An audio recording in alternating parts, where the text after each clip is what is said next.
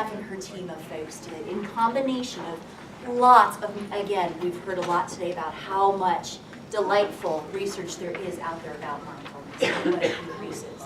The combination of her approach with mindfulness, we see it starts with practical applications, and I'll get to what those actually are, I promise. I'm selling it before I describe it. That it increases our sense of kindness to ourselves. Our realistic self-appraisal, meaning it doesn't bolster our inflated sense of self that sometimes self-esteem stuff can do. I'm really great compared to everybody in my class. Neat, honey, but you're the only one who had these 10 resources that your peers didn't have, so is this a true measure of what's going on, right? Realistic self-appraisal. Oh, I actually don't know how to study for my dental hygiene exam. But that's okay, because I'm a good person. I'm going to be compassionate to myself and that I can do better the next time. It's going to increase our sense of resilience, what we're talking about, the ability to bounce back from adversity.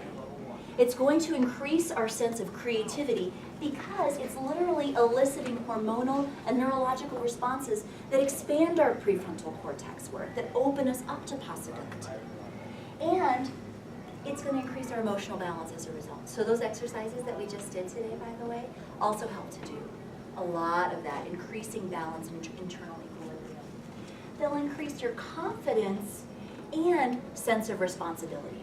So there's a lot of cool studies that show, say, anybody in this room ever lie?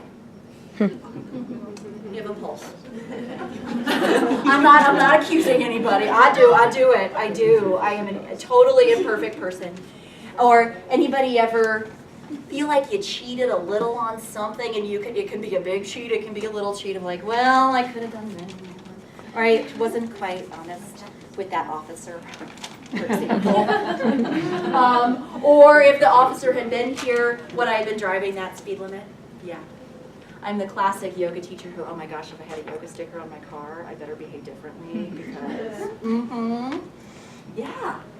That in our ability to take responsibility for the research term of moral transgression of any kind does increase so that we are internally motivated to better ourselves. And what research shows is this doesn't necessarily improve, say, your GPA, but it does improve academic motivation. So not just academic motivation, but any of those goals that you're thinking of, that you're working on. Motivation to continually do better while also practicing self-kindness. So questions to this point, a lot of talking.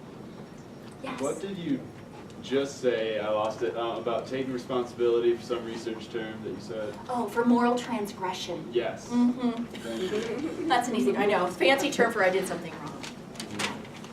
And it's nice because it's a really objective term. Any other questions?